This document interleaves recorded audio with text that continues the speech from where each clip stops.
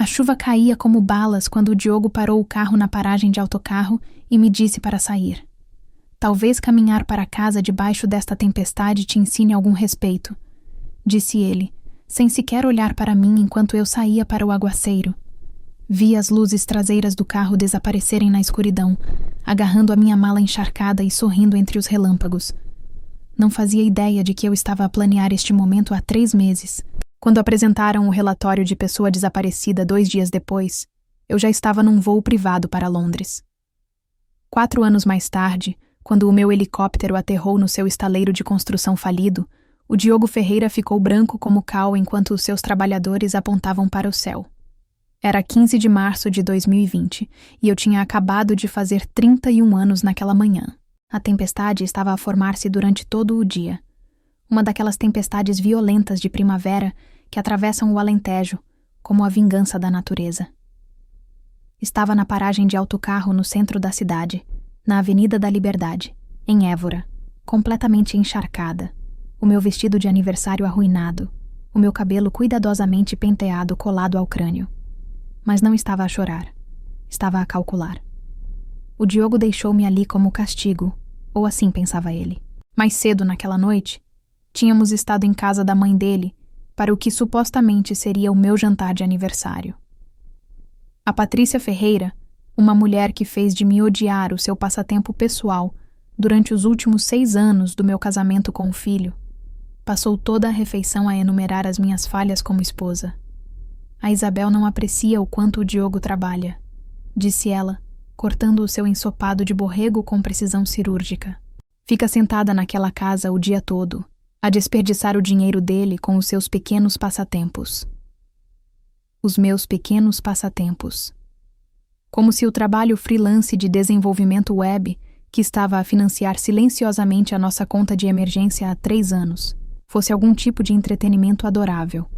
Como se o planeamento financeiro que eu fizera nos tivesse salvo da bancarrota 2 vezes. Como se o meu orçamento cuidadoso não fosse a única razão pela qual o Diogo podia pagar as suas noites de sueca com os amigos e ferramentas dispendiosas.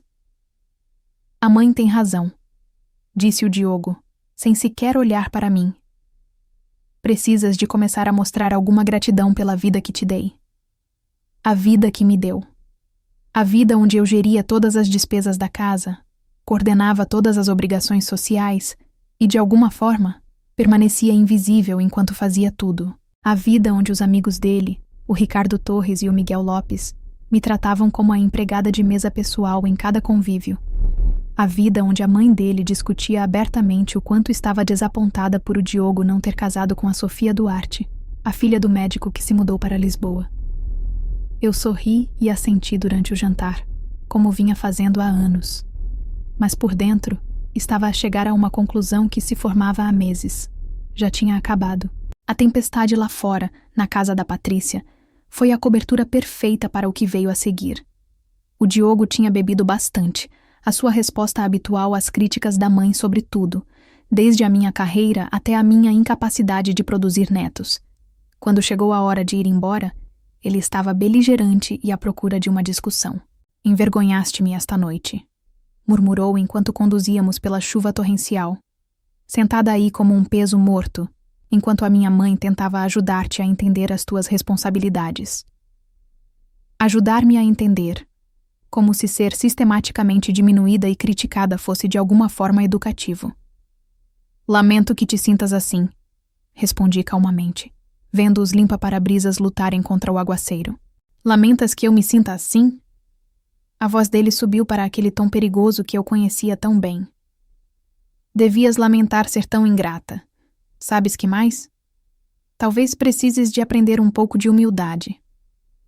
Foi então que ele parou na paragem de autocarro na Avenida da Liberdade, bem no coração do centro onde os autocarros deixavam de funcionar depois das 21h. Eram quase 22h30. Sai, disse ele, os olhos brilhando com uma satisfação cruel. Caminha para casa. Talvez o exercício te ajude a perceber o quão boa é a vida que tens. 12 quilômetros numa tempestade elétrica, de saltos altos e vestido. Era suposto ser a minha humilhação, o meu ponto de ruptura, o momento que finalmente me tornaria grata pela benevolência dele. Em vez disso, foi a minha libertação, porque isto era algo que o Diogo não sabia. Eu estava a planear a minha fuga há 3 meses. Não do nosso casamento, embora isso certamente fizesse parte, mas de toda a vida que lentamente me tinha estrangulado até a invisibilidade. 3 meses antes, eu tinha feito uma descoberta que mudou tudo. O Diogo deixou o portátil aberto e eu vi os e-mails. Não de outra mulher. O Diogo era demasiado preguiçoso e ensimesmado para um caso. Não, estes e-mails eram piores. Eram da mãe dele, dos amigos dele e até da irmã, a Raquel. Todos a discutir o problema Isabel, como me tornar mais submissa, como quebrar a minha teimosia, como convencer-me a abandonar o meu trabalho web e focar-me em ser uma dona de casa apropriada. Eles estavam a estrategizar sobre a minha vida como se eu fosse um projeto difícil de gerir. Mas a pior parte não era a manipulação. Era o desprezo casual. A forma como falavam de mim como se eu fosse demasiado estúpida para perceber o que estavam a fazer. A suposição de que eu simplesmente aceitaria o que decidissem ser melhor para mim. Naquela noite comecei a planear. Não vingança. A vingança teria sido demasiado simples, demasiado pequena. Comecei a planear uma transformação. Eu tinha mais a meu favor do que o Diogo ou a família dele imaginavam. O meu pequeno passatempo de desenvolvimento web tinha-me rendido mais de 85 mil euros no último ano, dinheiro que eu estava a canalizar silenciosamente para uma conta separada que o Diogo não conhecia. Estava a trabalhar com clientes internacionais, construindo um portfólio que poderia levar-me para qualquer parte do mundo. Também estava a aprender. Enquanto o Diogo passava as noites a beber cerveja e a ver desporto, eu fazia cursos online de gestão empresarial, marketing digital e estratégias de investimento. Enquanto ele desvalorizava a minha inteligência, eu desenvolvia competências que ele nem conseguia compreender. Mais importante, eu estava a documentar tudo. Cada comentário cruel, cada gesto desdenhoso, cada tentativa de me diminuir. Não para fins legais. Eu queria uma ruptura limpa, não um divórcio complicado, mas para mim mesma, para me lembrar por que estava a tomar esta decisão. Então, quando o Diogo me disse para sair do carro naquela noite, eu não era uma vítima a ser abandonada. Era uma estratega a executar uma operação cuidadosamente planeada. A minha mala encharcada continha não só a minha carteira e chaves, mas um envelope à prova de água com dinheiro, um telemóvel pré-pago e um passaporte novo com o meu nome de solteira, Isabel Moraes. Eu estava à espera do momento certo para desaparecer, e o Diogo acabou de me entregar isso numa bandeja de prata. Enquanto estava naquela tempestade, com relâmpagos a iluminar a rua vazia à minha volta, não estava a pensar na caminhada de 12 quilômetros para casa. Estava a pensar no comboio noturno para Lisboa que apanharia em 3 horas. Estava a pensar no voo matinal para Londres que iniciaria a minha nova vida. Acima de tudo, estava a pensar na expressão na cara do Diogo quando finalmente percebesse que a esposa silenciosa e submissa que ele dava por garantida o tinha superado de uma forma que ele nunca poderia imaginar. A tempestade estava apenas a começar, mas pela primeira vez em anos, eu não tinha medo de me molhar. Parada debaixo daquele aguaceiro, agarrei o meu telemóvel à prova de água e marquei o número que tinha memorizado 3 meses antes. O serviço de transporte que eu tinha organizado já estava a caminho, programado para chegar exatamente 20 minutos após a partida do Diogo. "Pronta para a sua nova vida, menina Moraes?" perguntou a Patrícia, a condutora, quando entrei no carro quente e seco. "Mais do que pronta", respondi, surpreendendo-me com a minha própria honestidade. Enquanto nos afastávamos da paragem de autocarro, permiti-me um sorriso de pura satisfação. O Diogo pensava que tinha acabado de desferir o golpe decisivo na sua campanha para quebrar o meu espírito. Em vez disso, deu-me a desculpa perfeita para desaparecer para sempre. 3 meses antes daquela tempestade, numa tarde abafada de dezembro, o Diogo cometeu o erro que mudou tudo. Deixou o portátil aberto na nossa mesa da cozinha enquanto tomava banho, com a sua conta de Gmail ligada e a mostrar uma cadeia de e-mails que destruiria qualquer ilusão que me restasse sobre o nosso casamento.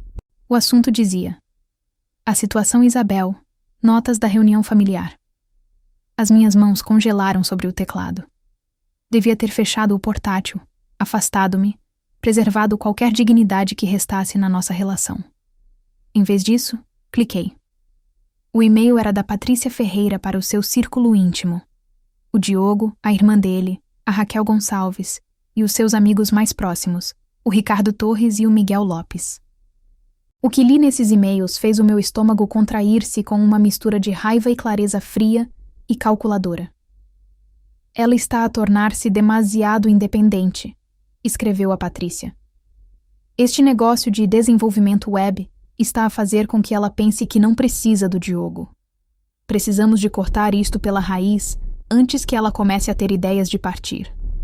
A Raquel respondeu com precisão cirúrgica. Concordo. O Diogo precisa de ser mais firme em relação ao trabalho. Nenhuma esposa de um homem Ferreira devia andar a brincar às empresárias. Isso reflete mal na família. Mas foi a contribuição do Ricardo que realmente me abriu os olhos. A minha esposa, a Ana, também tinha ambições profissionais. Convencia de que apoiar-me era mais importante do que perseguir os seus próprios sonhos. Agora, está perfeitamente contente a gerir a casa e a ajudar com a minha consultoria. O Diogo só precisa de ser mais firme. O Miguel acrescentou a sua própria sabedoria. A chave é fazer com que ela sinta que deixar o trabalho é decisão dela. Criar obstáculos suficientes, críticas suficientes, obrigações familiares suficientes para que ela acabe por desistir sozinha. Assim, nunca te vai culpar por a fazeres parar. A resposta do Diogo foi o prego final no caixão do nosso casamento. Todos têm razão. Fui demasiado brando. Está na hora de lembrar a Isabel onde devem estar as suas prioridades. O jantar de aniversário em casa da mãe será o momento perfeito.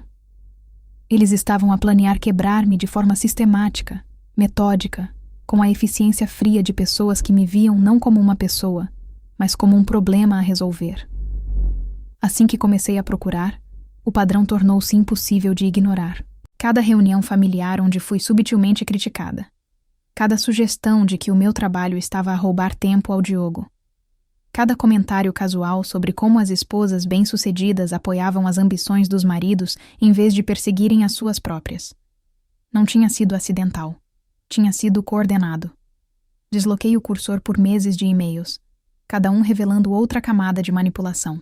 Discutiam o meu horário, as minhas reuniões com clientes, os meus rendimentos, informações que o Diogo estava a recolher e a partilhar com a família como relatórios de inteligência. A Isabel ganhou 12.500 euros no último mês, dizia um e-mail. Isso é mais do que o Diogo ganhou com o negócio de construção. Ela está a tornar-se demasiado confiante. Demasiado confiante. Como se a confiança numa esposa fosse algo perigoso, algo a gerir e conter. Encontrei planos detalhados para minar o meu trabalho. A Patrícia a marcar emergências familiares durante as minhas apresentações importantes com clientes. A Raquel a ligar com necessidades urgentes, mesmo antes das minhas datas de entrega. O Diogo a iniciar discussões na noite anterior a reuniões importantes, garantindo que eu ficasse emocionalmente exausta e fora de jogo. Eles estiveram a sabotar-me durante mais de um ano. E eu estive demasiado confiante, demasiado focada em manter a paz para o ver.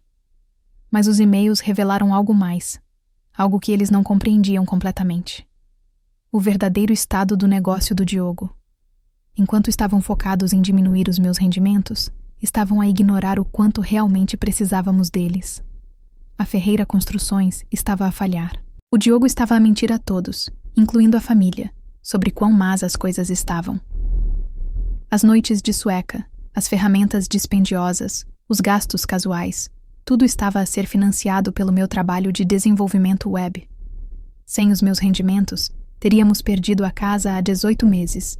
Capturei cada e-mail, cada registro financeiro a que conseguia aceder, construindo uma imagem completa da nossa situação real. O Diogo não era o provedor bem-sucedido que a família acreditava que ele era. Era um homem cujo orgulho era tão frágil que preferia destruir a confiança da esposa a admitir que precisava da ajuda dela. Naquela noite, depois de o Diogo sair do banho e fechar casualmente o portátil, criei uma nova conta de e-mail com o meu nome de solteira, Isabel Moraes. Reenviei tudo para mim mesma, criando um rastro digital que me lembraria, nos dias em que pudesse fraquejar, exatamente porque estava a tomar esta decisão. Durante as semanas seguintes, fiz um inventário de tudo o que tinha construído, enquanto o Diogo e a família desvalorizavam o meu trabalho como um passatempo. A minha lista de clientes incluía 3 empresas internacionais, 2 corporações do PSI 20 e uma lista crescente de pequenos negócios que pagavam honorários premium pelo meu trabalho de desenvolvimento de marca. Não era apenas boa no que fazia, era excepcional. Os meus designs tinham ganho prêmios da indústria que o Diogo nunca se tinha dado ao trabalho de reconhecer. As minhas estratégias tinham aumentado os rendimentos dos clientes em percentagens mensuráveis. A minha reputação na comunidade de desenvolvimento era suficientemente sólida para que eu pudesse trabalhar em qualquer parte do mundo. Enquanto o Diogo lutava para gerir um pequeno negócio de construção numa cidade, eu estava a construir uma marca global a partir da nossa mesa da cozinha. A ironia era espantosa. Eles estiveram a tentar convencer-me de que tinha sorte por ter o Diogo, quando a realidade financeira era exatamente o oposto. Ele tinha sorte por me ter, e era demasiado orgulhoso para o admitir. Essa compreensão mudou tudo. Não se tratava de escapar de um mau casamento. Tratava-se de escapar de pessoas que viam o meu sucesso como uma ameaça à sua visão do mundo. Pessoas que preferiam ver-me diminuída a reconhecer que as suas suposições sobre papéis de gênero estavam desatualizadas e erradas. Comecei a planear não apenas uma saída, mas uma transformação. Se queriam subestimar-me, eu usaria essa subestimação como uma arma. Pesquisei oportunidades de negócios na Europa, onde a minha estética de design e competências de marketing seriam valorizadas de forma diferente.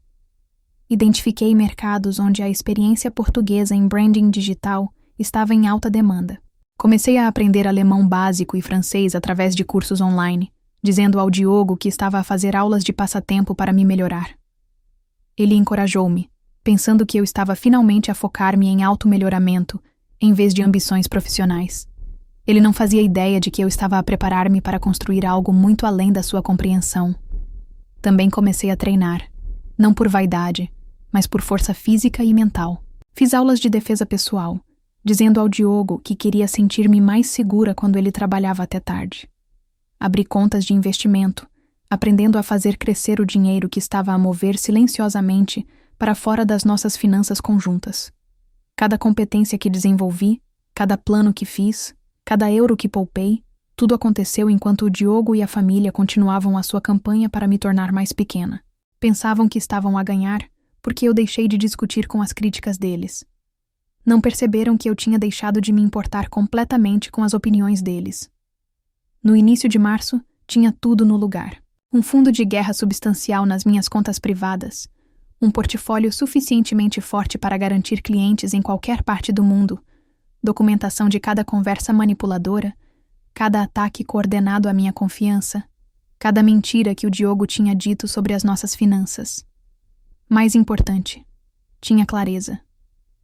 Entendia exatamente quem eram estas pessoas e o que pensavam de mim.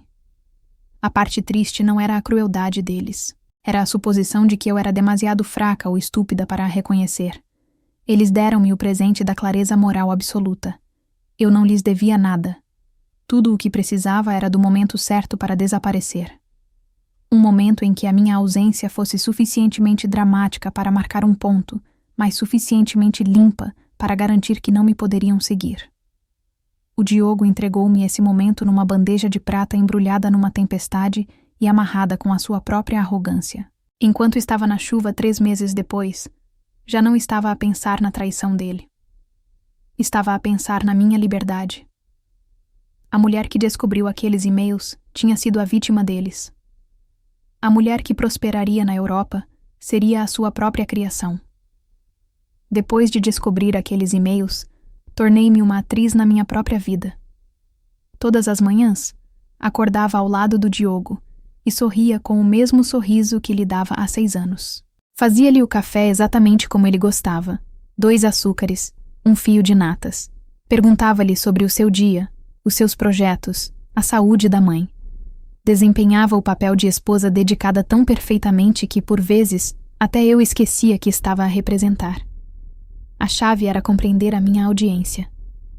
O Diogo queria uma esposa que fosse grata, ligeiramente indefesa e totalmente focada nas suas necessidades. Então, foi exatamente isso que lhe dei, enquanto construía silenciosamente um império que ele nem conseguia imaginar. Meu amor, disse numa manhã no final de janeiro, barrando a sua torrada com precisão ensaiada. A tua mãe mencionou que a Raquel pode precisar de ajuda com a angariação de fundos da paróquia. Devo oferecer-me como voluntária? O Diogo levantou os olhos do telemóvel satisfeito. Isso é atencioso da tua parte, Isa. A mãe sempre diz que podias fazer mais pela família. Isa. Ele começara a chamar-me assim anos antes, alegando que Isabel era demasiado formal. Eu odiava, mas sorria e assentia como se fosse encantador. Só quero ser útil, disse. Boa menina, respondeu ele, dando uma palmadinha condescendente na minha mão antes de voltar para o ecrã. Boa menina. Como se eu fosse um animal de estimação bem treinado a receber elogios por obedecer. Mas enquanto o Diogo via submissão, eu estava a recolher informações. Cada evento familiar tornou-se uma oportunidade para estudar a minha oposição. Cada conversa revelava mais sobre os seus planos, as suas fraquezas, as suas suposições sobre as minhas capacidades. Os meus dias desenvolveram um ritmo cuidadoso. As manhãs pertenciam ao Diogo. Preparar o pequeno almoço, discutir o seu horário, desempenhar o papel de esposa solidária. Mas assim que ele saía para o estaleiro de construção, transformava-me em alguém que ele nunca conheceu. Isabel Moraes, consultora internacional de branding. Trabalhava a partir do quarto de hóspedes convertido, que o Diogo desvalorizava como o meu quarto de artesanato. Ele não fazia ideia de que, a partir daquele pequeno espaço, eu estava a gerir projetos em 3 continentes. Enquanto ele lutava para coordenar trabalhos de construção locais, eu estava a desenvolver estratégias de marketing para empresas em Londres, Berlim e Tóquio. As minhas chamadas com clientes aconteciam durante as horas de trabalho dele. As videoconferências eram agendadas em torno das suas rotinas. A colaboração internacional ocorria enquanto ele via televisão, completamente alheio ao facto de que a mulher que lhe trazia cerveja e salgados estava simultaneamente a fechar negócios que valiam mais do que o seu rendimento anual. A ironia era deliciosa. O Diogo queixava-se frequentemente de esposas que não entendiam os negócios, sem perceber que estava casado com alguém que os compreendia melhor do que ele. Construí sistemas para manter a minha dupla vida. Linhas telefônicas separadas encaminhadas através do meu portátil. Correspondência comercial reenviada para um endereço que o Diogo não conhecia. Transações financeiras cuidadosamente cronometradas para evitar a sua atenção. Cada detalhe gerido com a precisão de uma operação secreta, porque era exatamente isso que era. A família do Diogo tornou-se excelente informante involuntária. Falavam livremente à minha volta, tratando-me como mobília que ocasionalmente precisava de instruções. As suas conversas casuais revelavam tudo o que eu precisava de saber sobre as suas dinâmicas, as suas finanças e os seus planos. Nos jantares de domingo, soube que a consultoria médica do Ricardo Torres estava com dificuldades devido aos custos de seguros por má prática. A esposa dele, a Ana, tinha sido forçada a aceitar um trabalho a tempo parcial numa clínica dentária, apesar das afirmações anteriores de estar perfeitamente contente a gerir a casa. A ironia passou despercebida a todos, exceto a mim. O Miguel Lopes vangloriava-se dos seus investimentos imobiliários, mas notei as linhas de estresse à volta dos olhos quando pensava que ninguém estava a olhar. Uma pesquisa rápida online revelou 3 propriedades em processos de execução hipotecária. A sua experiência em gerir esposas aparentemente não se estendia a gerir dinheiro. A Raquel Gonçalves, irmã do Diogo, passava estas reuniões a queixar-se da falta de ambição do marido. Queria que ele exigisse uma promoção na firma de contabilidade onde trabalhava, mas ele preferia rendimentos estáveis a avanços arriscados. O casamento deles era uma constante luta de poder disfarçada de harmonia doméstica. Até a Patrícia Ferreira, a matriarca familiar, não era tão segura quanto fingia. Estava a viver do seguro de vida do pai do Diogo há 15 anos, mas esses fundos estavam a esgotar-se. A crítica à minha carreira não era apenas sobre controlo. Era sobre o medo de que eu pudesse tornar-me mais bem-sucedida do que o filho dela. Estas pessoas, que gastavam tanta energia a gerir a minha vida, mal estavam a gerir as suas próprias. Enquanto desempenhava o papel de nora obediente, investiguei silenciosamente as finanças comerciais do Diogo. O que descobri era pior do que suspeitava pelos e-mails. A Ferreira Construções não estava apenas com dificuldades, estava a falhar sistematicamente. O Diogo estava a aceitar depósitos para projetos que não conseguia completar. Tinha pedido empréstimos contra equipamentos que não possuía. A situação fiscal era um desastre de pagamentos em atraso e penalidades acumuladas. O negócio que a Patrícia elogiava constantemente como prova do sucesso do filho era, na realidade, um castelo de cartas sustentado pelos meus rendimentos de design e manobras financeiras desesperadas. Encontrei faturas não pagas com 8 meses de atraso, contas de fornecedores em cobrança, apólices de seguro que tinham expirado por falta de pagamento. O Diogo estava a roubar a Pedro para pagar a Paulo há tanto tempo que esquecera quais eram as dívidas. A descoberta mais condenatória foi uma segunda hipoteca sobre a nossa casa, que o Diogo tinha contraído sem o meu conhecimento, falsificando a minha assinatura em documentos que eu nunca tinha visto. O dinheiro tinha desaparecido no negócio de construção, o que significava que a nossa casa era a garantia das falhas profissionais dele. Cada jantar familiar onde a Patrícia criticava as minhas contribuições financeiras tornava-se mais surreal. Eles dependiam literalmente dos rendimentos que estavam a tentar convencer-me a abandonar. Enquanto o Diogo passava as noites a beber cerveja e a ver desporto, eu usava esse tempo para me preparar para a minha nova vida. Inscrevi-me em cursos online com o meu nome de solteira, estudando Direito Comercial Internacional, estruturas fiscais europeias e tendências de marketing global. Juntei-me a grupos de networking profissional, participando em conferências virtuais, onde líderes da indústria discutiam oportunidades em mercados emergentes. Aprendi sobre programas de incubação de negócios em Londres, aceleradoras de startups em Berlim e oportunidades de consultoria em Amsterdão. Mais importante, estudei línguas. Alemão através do Duolingo durante as pausas para almoço. Francês, através de podcasts noturnos, enquanto o Diogo via televisão. Italiano através de aplicações matinais enquanto ele dormia às suas ressacas. Cada nova frase que aprendia era mais um passo para longe da vida que tinham planeado para mim. O Diogo ocasionalmente notava os meus auriculares e materiais de aprendizagem de línguas. Ainda estás a trabalhar nesses cursos de passatempo? Perguntava com uma condescendência divertida. Só estou a tentar melhorar-me, respondia, o que era absolutamente verdade. Só que não da maneira que ele imaginava. A parte mais difícil não era planear a logística da minha fuga. Era gerir o peso emocional de viver uma mentira. Cada gesto gentil do Diogo trazia o conhecimento da sua traição. Cada reunião familiar incluía pessoas que estavam ativamente a planear diminuir-me. Cada conversa exigia um acompanhamento cuidadoso para manter a minha cobertura. Comecei a consultar uma terapeuta, pagando em dinheiro para evitar registros de seguro que o Diogo pudesse notar.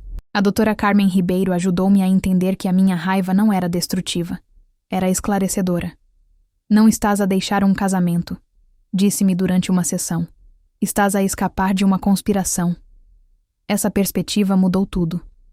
Não estava a abandonar uma relação. Estava a escapar de pessoas que me viam como um obstáculo à sua visão de como o mundo deveria funcionar. Pratiquei o desapego emocional, aprendendo a observar o Diogo e a sua família como uma antropóloga a estudar uma cultura desconhecida. As suas suposições sobre papéis de gênero, a sua crueldade casual, a sua confiança absoluta no direito de controlar as minhas decisões. Tudo se tornou dados em vez de ataques pessoais. Em fevereiro, conseguia ouvir as críticas da Patrícia sem me sentir magoada. Conseguia ver o Diogo a desvalorizar as minhas opiniões sem me zangar. Conseguia suportar a sua condescendência com uma compostura perfeita porque sabia algo que eles não sabiam. Eu já tinha partido. Só estava à espera do momento certo para o tornar oficial. 2 semanas antes do meu 31º aniversário, descobri a peça final do plano deles. O Diogo esqueceu-se de fechar o portátil outra vez. Ou talvez a sua arrogância tivesse chegado ao ponto em que não achava que eu fosse inteligente o suficiente para entender o que estava a ler. De qualquer forma, O fio de e-mail intitulado Plano de Intervenção de Aniversário expôs toda a sua estratégia para a minha destruição emocional. O plano era elegante na sua crueldade. Eles tinham estado a coordenar durante meses. Cada membro da família com um papel específico no que chamavam de terapia de ajuste à realidade. O jantar de aniversário em casa da Patrícia não era apenas mais uma reunião familiar. Era uma intervenção cuidadosamente orquestrada, desenhada para quebrar o meu espírito de uma vez por todas. A chave é fazê-la sentir-se isolada, escreveu a Patrícia. Cada mulher à mesa precisa de reforçar o quão invulgar e egoísta é o foco dela na carreira. Vou partilhar histórias sobre casamentos bem-sucedidos onde as esposas priorizam a família acima da ambição pessoal. A Raquel ofereceu-se para mencionar a minha falta de filhos. Vou falar de como a Ana Torres tem falado em tentar um segundo filho e o quão realizada parece desde que se focou na família. O relógio biológico da Isabel está a contar. Precisamos de a fazer sentir que está a desperdiçar os seus melhores anos em buscas profissionais sem sentido. O Ricardo comprometeu-se a partilhar uma perspectiva médica sobre o estresse relacionado com o trabalho nas mulheres. Como médico, as suas palavras teriam autoridade quando discutisse como a pressão profissional poderia prejudicar a saúde e a fertilidade de uma mulher. Recomendarei que ela considere afastar-se do estresse laboral pelo seu próprio bem-estar, escreveu ele. O papel do Miguel era questionar a legitimidade do meu negócio por completo. Vou fazer perguntas detalhadas sobre a base de clientes dela, obrigações fiscais e registro comercial. A maioria das mulheres que fazem trabalho freelance não entende as implicações legais. Vou deixar claro que ela provavelmente está a operar ilegalmente e pode enfrentar consequências graves. O trabalho do Diogo era desferir o golpe final. Depois de a família passar a noite a minar a minha confiança e a questionar as minhas decisões, ele ofereceria a solução.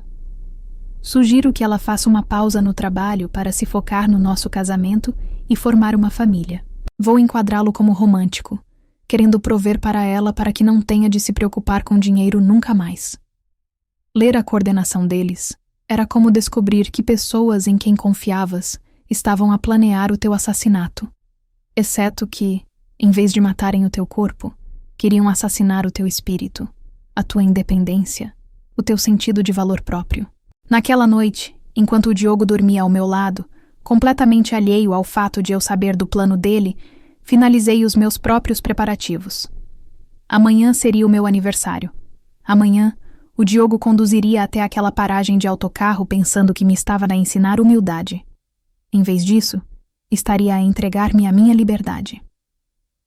O dia 15 de março amanheceu claro e frio. Acordei antes do despertador, o meu corpo elétrico de antecipação. O Diogo ainda dormia, completamente alheio ao facto de que esta seria a última manhã que partilharíamos uma cama. Quando o Diogo desceu as escadas a cambalear, saudei-o com o sorriso mais brilhante que tinha usado em meses. Feliz aniversário para mim, disse alegremente, colocando a sua chávena de café exatamente onde ele esperava encontrá-la. Pronta para esta noite? Perguntou, tomando um gole de café. Mal posso esperar, respondi. E pela primeira vez em anos, dizia-o completamente a sério. Tenho um bom pressentimento sobre hoje. O Diogo pareceu satisfeito, provavelmente interpretando a minha excitação como prova de que o seu plano já estava a funcionar. A mãe está mesmo ansiosa, disse ele. Ela tem algumas coisas que quer discutir contigo. Tenho pensado muito ultimamente sobre a família, sobre prioridades. Acho que esta noite pode ser exatamente o que preciso. A confusão nos olhos dele era deliciosa. Ele esperava que eu estivesse apreensiva por enfrentar as críticas da família, não genuinamente entusiasmada com isso. Enquanto o Diogo saía para o trabalho, passei o meu aniversário a executar a fase final do meu plano de fuga. Confirmei os meus preparativos de transporte, o serviço de carro que me recolheria na paragem de autocarro, o comboio noturno para Lisboa, o voo matinal para Londres. As minhas poucas posses preciosas já estavam guardadas numa unidade de armazenamento do outro lado da cidade, movidas gradualmente durante a semana anterior em caixas etiquetadas como coisas velhas da universidade, que o Diogo ajudou a carregar sem suspeitar. A casa ficaria exatamente como o Diogo esperava encontrá-la quando regressasse. A minha roupa no armário, os meus artigos de higiene pessoal na casa de banho, o meu portátil a carregar na bancada da cozinha. As únicas coisas que faltariam seriam itens tão pequenos que ele poderia não notar a sua ausência durante dias. Passei a tarde a preparar uma surpresa final. Um envelope contendo cópias impressas de cada e-mail, cada plano, cada crueldade casual que tinham partilhado sobre mim. Não como munição para vingança, mas como prova de que eu sabia exatamente o que estavam a fazer e tinha escolhido a minha resposta em conformidade. Quando o Diogo chegou à casa naquela noite, saudei-o com um entusiasmo que beirava o maníaco. Tinha escolhido o meu traje cuidadosamente, o vestido azul que ele elogiara meses antes, os brincos de pérola que a mãe dele me dera no Natal, o anel de casamento que em breve se tornaria prova em procedimentos de divórcio. "Estás linda", disse ele, genuinamente surpreendido. "Queria estar especial esta noite", respondi. "Tenho a sensação de que esta noite vai mudar tudo." A sala de jantar da Patrícia estava preparada como um palco para a minha execução. A louça fina, a disposição formal da mesa, o arranjo cuidadoso de fotos de família que enfatizavam papéis de gênero tradicionais. Cada detalhe desenhado para reforçar a mensagem deles sobre prioridades femininas apropriadas. O jantar de aniversário decorreu exatamente como os e-mails tinham delineado.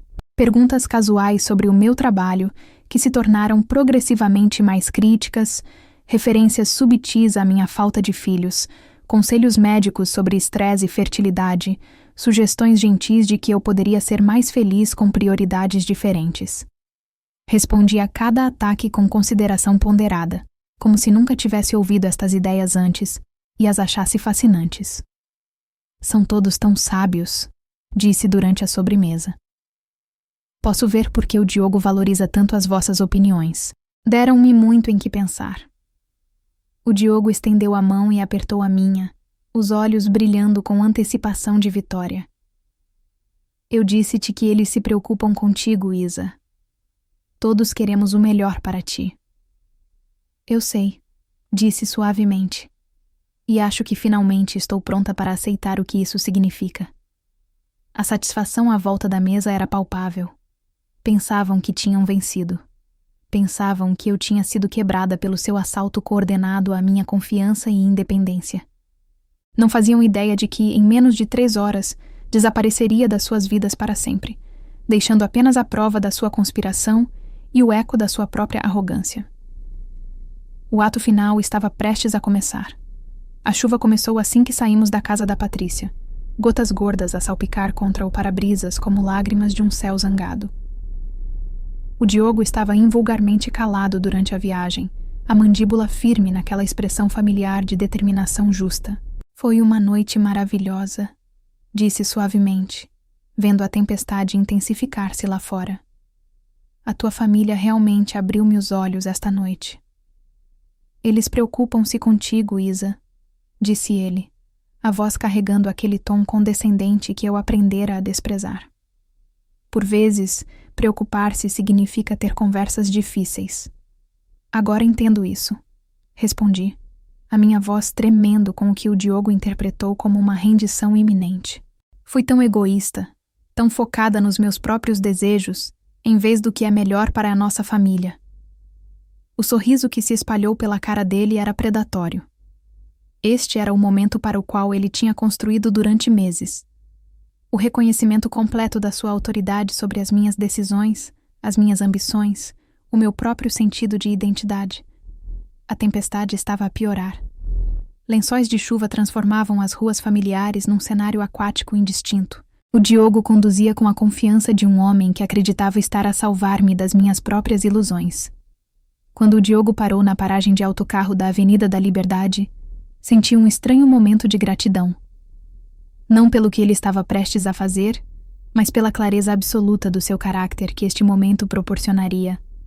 A chuva caía em torrentes agora, o tipo de tempestade que encharca a roupa em segundos. A paragem de autocarro oferecia um abrigo mínimo, apenas um telhado metálico fino, que parecia desenhado mais para fins estéticos do que para proteção real. "Sai", disse o Diogo, a voz fria com uma autoridade fabricada. Virei-me para ele, deixando a confusão e a dor brincarem pelas minhas feições. Diogo, o que estás a fazer? A ensinar-te uma lição que já devias ter aprendido há anos, respondeu, os olhos brilhando com uma satisfação cruel. Talvez caminhar para casa nesta tempestade te ajude a perceber o quão boa é a vida que tens. Mas são 12 quilômetros, disse, a minha voz quebrando-se com uma angústia perfeitamente calculada. Com este tempo. Devias ter pensado nisso antes de seres tão ingrata. Sabes que mais? Talvez precises de aprender um pouco de humildade. Diogo, por favor, sussurrei, saindo para a tempestade. Lamento se incomodei a tua família. Não querias ser egoísta, interrompeu ele. Não querias priorizar o teu pequeno passatempo acima do nosso casamento. Cada pergunta era uma estocada desenhada para maximizar o dano psicológico. Ele queria que eu me sentisse pequena, indefesa, dependente da sua misericórdia para a segurança básica. Agora entendo, sussurrei, saindo para a tempestade. Vou melhorar. Serei melhor. Espero que sim, disse ele, já a colocar o carro em movimento. Pelo bem de ambos. Enquanto as luzes traseiras do Diogo desapareciam na tempestade, fiquei sozinha na paragem de autocarro e comecei a rir. Não era a risada amarga da derrota, mas a alegria pura de uma mulher que acabava de ver o seu marido revelar exatamente quem ele realmente era. A chuva encharcou o meu vestido de aniversário em segundos. Mas eu sentia-me mais quente do que estivera em anos. Cada gota que batia na minha pele lavava outra camada de dúvida. Outro momento de me perguntar se estava a ser demasiado dura no meu julgamento. O Diogo acabara de fornecer o ponto de exclamação perfeito para 6 anos de abuso emocional subtil. Um homem que amasse a sua esposa nunca a deixaria abandonada numa tempestade perigosa como castigo por ter opiniões que ele não gostava. Saquei o telemóvel à prova de água que tinha escondido na minha mala.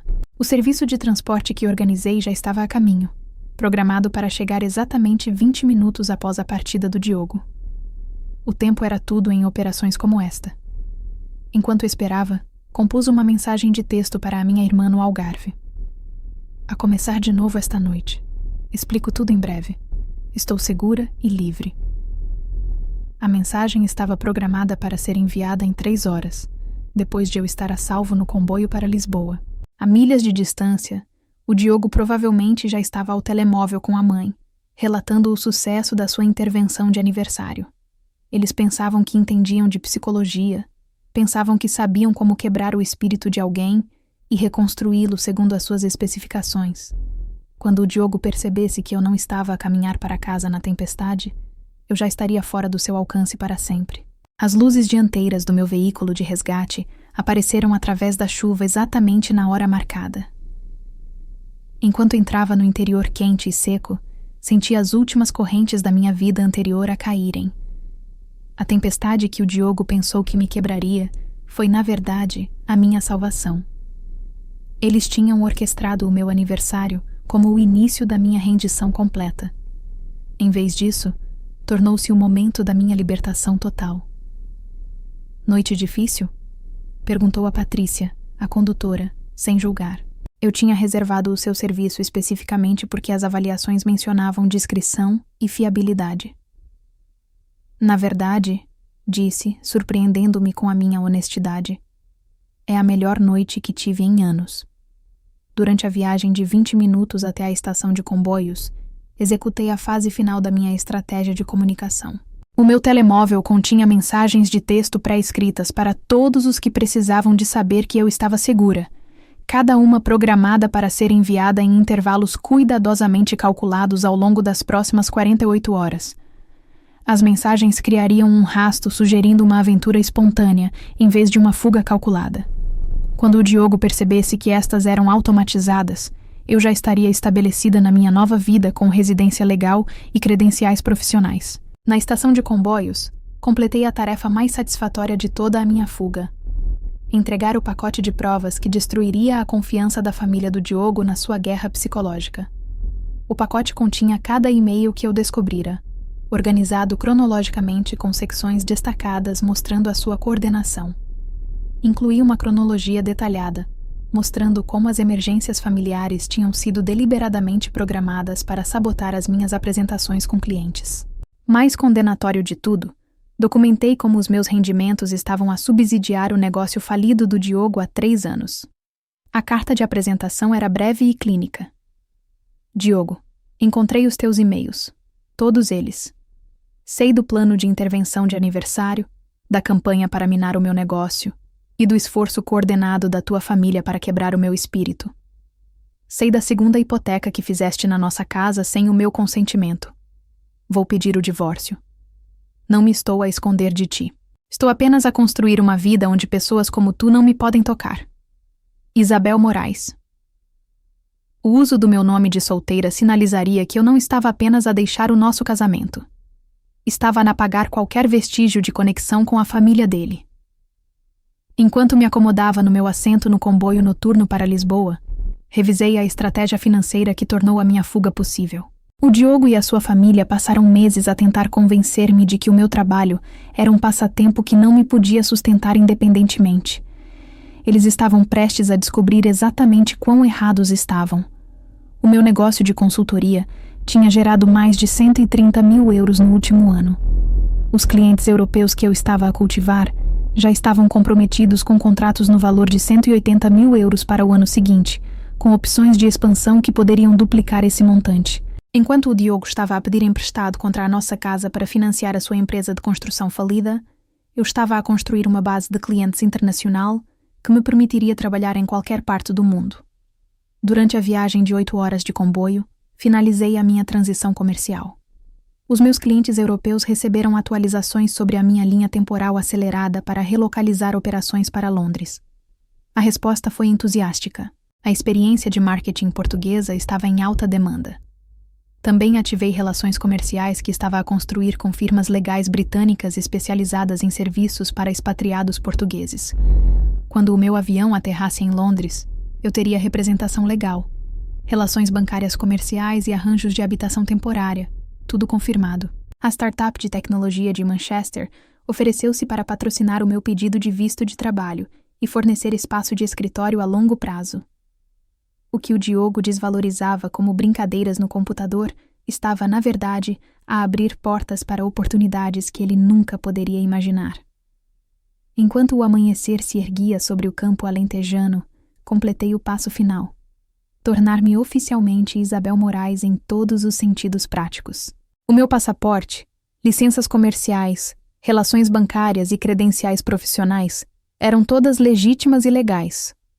Isabel Ferreira simplesmente desapareceria de todos os registros e bases de dados, enquanto Isabel Moraes emergia como uma consultora internacional de sucesso com credenciais estabelecidas e experiência comprovada. Enquanto o comboio parava na Estação do Oriente em Lisboa, percebi que a parte mais difícil da minha fuga tinha terminado. Eu tinha me extraído com sucesso de uma situação tóxica com a minha dignidade, os meus recursos e o meu futuro intactos. A mulher que desceu daquele comboio não era uma vítima a fugir do abuso, mas uma profissional de sucesso a relocalizar-se para expandir as suas oportunidades comerciais. O Diogo deu-me a história de capa perfeita para o meu desaparecimento, e eu usei a sua crueldade como base para a minha liberdade. Isabel Moraes estava pronta para conquistar Londres. Quando o comboio chegou à Estação do Oriente em Lisboa, o céu estava a clarear. A tempestade da noite anterior reduzida a uma névoa suave que pairava sobre a cidade. Desci para a plataforma com a minha mala, sentindo o peso da minha antiga vida a desvanecer-se com cada passo. O ar cheirava a liberdade, a possibilidade, a um futuro que eu estava finalmente pronta para reclamar. O voo para Londres estava marcado para as 6h45 da manhã. Tinha algumas horas para matar. Então dirigi-me a um pequeno café perto da estação, um sítio discreto onde ninguém me reconheceria. Pedi um galão e sentei-me numa mesa de canto, abrindo o meu portátil para finalizar os últimos detalhes da minha transição. Enquanto o Diogo provavelmente estava a acordar para descobrir a minha ausência, eu estava a enviar e-mails para os meus contactos em Londres, confirmando reuniões e assegurando-lhes que a minha relocalização estava a decorrer conforme planeado. A startup de tecnologia de Manchester tinha reservado um espaço de escritório temporário para mim numa área de coworking no centro de Londres, completo com acesso a uma equipa jurídica que me ajudaria a navegar no processo de visto. A minha primeira reunião estava marcada para 2 dias depois, com uma empresa de marketing digital que queria a minha experiência em branding português para uma campanha direcionada a mercados europeus emergentes. O contrato valia 50 mil euros, com potencial para mais se a campanha tivesse sucesso. Era apenas o começo. Enquanto tomava o meu café, verifiquei as minhas contas bancárias. O fundo de guerra que construí estava intacto, com mais de 130 mil euros distribuídos por várias contas para máxima segurança. Tinha também uma linha de crédito comercial pré-aprovada por uma firma financeira britânica, garantindo que poderia escalar as minhas operações assim que chegasse. O envelope que deixei para o Diogo, aquele com os e-mails incriminatórios e a minha carta de despedida, estava programado para ser entregue ao meio-dia. Contratei um serviço de estafeta local para o deixar na nossa caixa de correio, garantindo que o Diogo o encontraria quando voltasse do trabalho. Queria que ele tivesse tempo para processar a minha ausência antes de perceber o alcance total da minha estratégia. A carta não era apenas uma acusação. Era uma declaração de independência, uma prova de que eu tinha visto através do seu jogo e escolhido sair em vez de jogar pelas suas regras. Sabia que a Patrícia, a Raquel, o Ricardo e o Miguel ficariam furiosos quando vissem a extensão da minha documentação, mas também sabia que não podiam fazer nada a respeito. Eu estava fora do alcance deles, legalmente e emocionalmente. Enquanto me dirigia ao aeroporto, recebi uma notificação no meu telemóvel pré-pago. Era uma mensagem automática do meu serviço de armazenamento, confirmando que as minhas posses tinham sido transferidas para um contentor com destino a Londres. Incluíam os meus livros favoritos, algumas recordações sentimentais e os discos rígidos externos onde armazenava o meu portfólio de design e backups dos meus projetos. O Diogo nunca percebera que esses itens tinham desaparecido gradualmente da nossa casa ao longo das últimas semanas. No controlo de segurança do aeroporto, entreguei o meu passaporte com o nome Isabel Moraes. A funcionária sorriu, desejou-me uma boa viagem e carimbou o documento sem hesitação. Enquanto caminhava para a porta de embarque, senti uma onda de alívio. Cada passo me afastava mais da mulher que o Diogo pensara que eu era.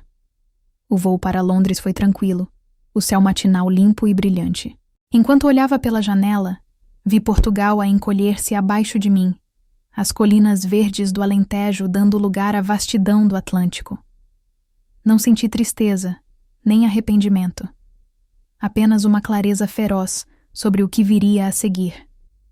Quando aterrei em Heathrow, fui recebida por uma representante da firma jurídica que contratara. Chamava-se Emma, uma mulher calorosa com um sotaque de Manchester, que me fez sentir imediatamente à vontade. Levou-me para um apartamento temporário em Shoreditch, um espaço elegante e moderno que seria a minha base enquanto estabelecia a minha nova vida. Nos dias que se seguiram, mergulhei no meu trabalho com uma energia que não sentia há anos. As reuniões com clientes eram estimulantes, as suas perguntas desafiando-me a mostrar a extensão das minhas capacidades. A startup de Manchester ofereceu-me um contrato de consultoria a longo prazo, com a possibilidade de uma posição de liderança se decidisse ficar no Reino Unido permanentemente. Também comecei a construir uma rede social, algo que negligenciara em Évora sob o peso das expectativas da família do Diogo. Juntei-me a grupos de networking para mulheres na tecnologia, onde conheci outras profissionais que partilhavam a minha ambição e visão. Pela primeira vez em anos, senti-me vista não como a esposa de alguém, mas como uma profissional por direito próprio.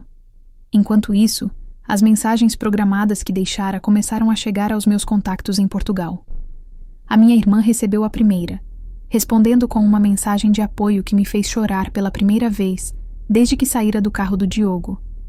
"Faz o que precisas de fazer, mana", escreveu ela. "Estou tão orgulhosa de ti." Outros amigos, aqueles que nunca estiveram envolvidos na conspiração da família do Diogo, receberam mensagens vagas, mas tranquilizadoras, sugerindo que eu estava numa aventura espontânea pela Europa. Sabia que o Diogo tentaria contactá-los, procurando pistas sobre o meu paradeiro, mas as mensagens foram cuidadosamente elaboradas para não revelar nada de concreto. 2 dias após a minha chegada a Londres, recebi a primeira indicação de que o Diogo tinha encontrado o envelope. Um e-mail furioso chegou à minha nova conta, enviado da conta pessoal dele. Era uma mistura de raiva, confusão e tentativas desajeitadas de manipulação emocional. Isabel, o que é isto? Achas que pode simplesmente desaparecer e humilhar-me assim? A minha mãe está devastada. A Raquel diz que estás a ser infantil. Volta para casa e podemos resolver isto como adultos. Não respondi. Em vez disso, reencaminhei o e-mail para a minha advogada em Londres, que já estava a preparar os papéis do divórcio. A falsificação da minha assinatura na segunda hipoteca seria mais do que suficiente para garantir uma separação limpa, especialmente com a documentação que eu fornecera. Nos meses seguintes, enquanto o Diogo e a sua família lidavam com as consequências da minha partida, eu prosperei. O meu negócio cresceu, com novos clientes em Paris, Berlim e até Nova York. Fui convidada para falar numa conferência de tecnologia em Amsterdão, onde o meu trabalho em branding digital recebeu aplausos de pé. A minha vida social também floresceu. Fiz amigos que valorizavam a minha inteligência, a minha ambição, o meu sentido de humor. Comecei a namorar novamente, não porque precisava de um parceiro, mas porque queria partilhar a minha vida com alguém que me visse como igual.